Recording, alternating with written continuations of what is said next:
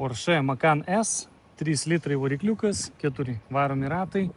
Kaip matot, Mannheim aukcionas, sveiki automobiliai, 124 tūkstančiai mylių rida. Aukcionas bus rugpjūčio 7 dieną.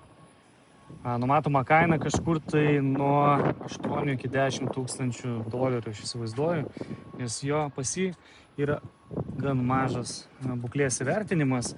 Peikim, gal pasižiūrėsim, kas ten yra. Kodėl jis tokį būklės įvertinimą, nedidelį turi, yra pamraižymų.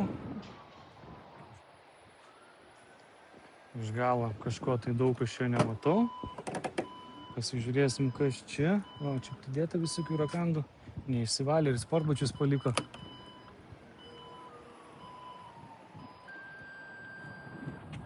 Tai bagažinė kažkodėl tai nenori užsidaryti. Gal šiaip valytuvas atsilupęs. Kažko aš čia daug, žinokit, labai nematau, kad čia būtų kažkas tai su juo daug. Čia vienas kitas pamraižymas čia. Lempas visos čia va trūksta šitų detalių. Suskeldysios, kapotas visas. Čia gal nupoliruoti eitų. Čia jau specialistam reikėtų pasižiūrėti, nes lakas vanuojas nuo saulės ir šitą lempą suskaldėjusi. Šiaip diskai gan pakankamai tvarkingi. Nesudaužyti labai stipriai.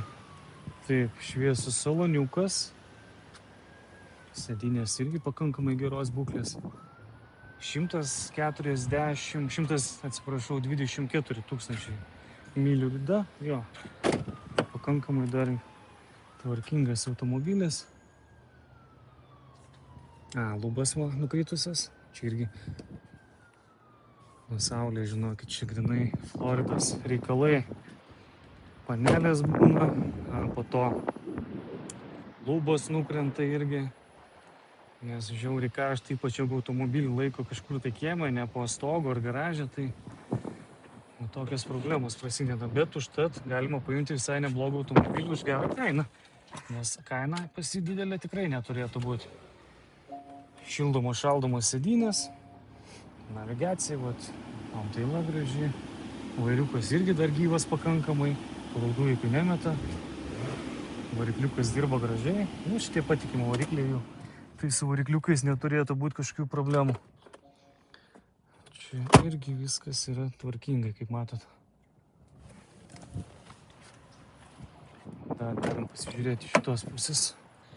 Šitoje pusėje irgi viskas gražiai, salonas galėtų iš vis atrodo irgi, kad niekas nebūtų sėdėjęs.